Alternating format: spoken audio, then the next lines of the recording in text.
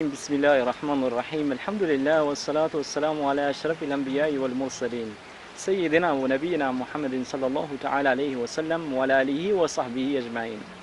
Allahun e plot fuqishëm e falenderojmë dhe vetëm prej tij ndihmë dhe falje kërkojmë. Udhëzuesi ynë është vetëm Allahu xhaleshanuhu. Paqja dhe mëshira qoftë mbi Muhammed Mustafa alayhi salatu wassalam. Ka kohë që më ka shty ideja me mojt një temë për depresionin, dhe tema do të jetë depresioni nuk është zgjidhje. Si shkak i shumë takimeve me njerëz ndryshëm, të cilët kanë pas probleme ndryshme në familjet e tyre,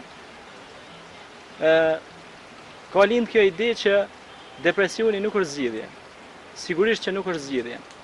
Sepse Allahu xhaleshanuhu e ka definuar shumë qartë në surën Bekare, ka thënë: Bismillahirrahmanirrahim. وَلَنَبْلُوَنَّكُمْ بِشَيْءٍ مِنَ الْخَوْفِ وَالْجُوعِ وَنَقْصٍ مِنَ الْأَمْوَالِ وَالْأَنْفُسِ وَالثَّمَرَاتِ وَبَشِّرِ الصَّابِرِينَ. Do t'ju sprovojmë juve me pasuri dhe varfëri, do t'ju sprovojmë juve me familje, me fëmijë, do t'ju sprovojmë juve me gjitha, por në fund çka thot? وَبَشِّرِ الصَّابِرِينَ. E që kjo وَبَشِّرِ الصَّابِرِينَ është sabri pra. Siç thoshte Ibn Qayyim al-Jauzi, sabri dhe fitoria janë vëllezër të pandar. Pra janë vëllezër me njëri tjetrin. Ose qunte shpesh thoshte, sabri, durimi është kala, e pamposhtune. Domethënë janë disa elemente që njeriu nuk e çojnë në depresion. Elementi numër 1 është Kurani famlar, lidhja shpirtërore me Kuranin, sepse Kurani është ilaç.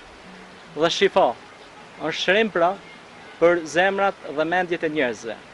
E dyta është suneti i pejgamberit alayhis salatu wassalam, jeta e tij, veprimtaria e tij, që gjithmonë ai ka qenë optimist.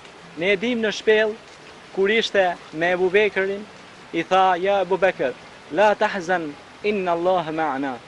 Mos u dëshpëro, mos u pikëllo, mos bien në depresion pra, mos bien në mërzi. Allahu është me ne. Edhe në vitin e pikëllimit që ishte viti më i vështirë për umetin islam dhe për muslimanët, Muhamedit alayhis salatu wassalam i zbrisnin ajete për përgëzim, për lumturi. وَبَشِّرِ الَّذِينَ آمَنُوا وَعَمِلُوا الصَّالِحَاتِ. Përgëzoj ata të cilët bëjnë vepra të mira. Pra vepra mirë është që nuk e lën njerin me ra në depresion. Mbjellja luleve, aroma mirë, vepra mirë, kënaqësia, afërsia me Zotin nuk e lën pra me ra njerin në depresion dhe nuk e lën pra njerin me ra në gjendje të padëshirueshme. Shumë raste që vinë dhe lajmërohen me pyetje dhe përgjigje thonë se ne kemi pasur një fatkeqësi familjare dhe tash për momentin ka të rinj dhe të reja që binë në gjendje shumë të rëndë, psiqike dhe fizike, dhe mbyllin çdo port të lumturisë dhe çdo port të optimizmit për jetën. Muhamedi alayhis salatu wassalam na urdhnon dhe na mëson se duhet të jemi gjithmonë optimista, të jemi me shpresë sa më shumë, sepse Allahu Dhul Xhelal ju ka dhënë shpresë shumë pejgamberve, njerëzve, gjithë njerëzimit i ka dhënë shpresë për me vazhdu matutje në jetë dhe në punë dhe në lumturi e dashuri e afërsi.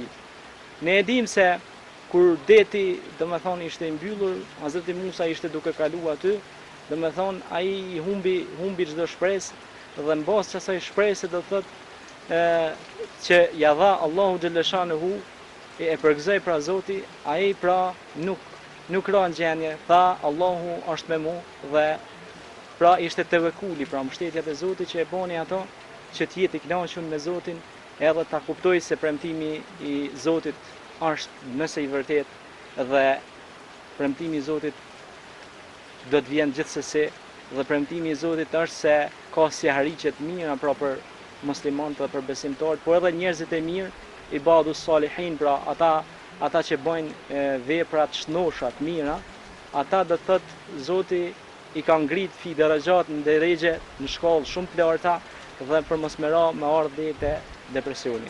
Pra kjo është me të vërtet mirësi e Allahut Dhul Xhelal edhe kënaqësi me të vërtet shumë e madhe, duke gjetur pra njeriu vetveten aty dhe duke u kënaq pra me ibadet, me namaz, me agjerim.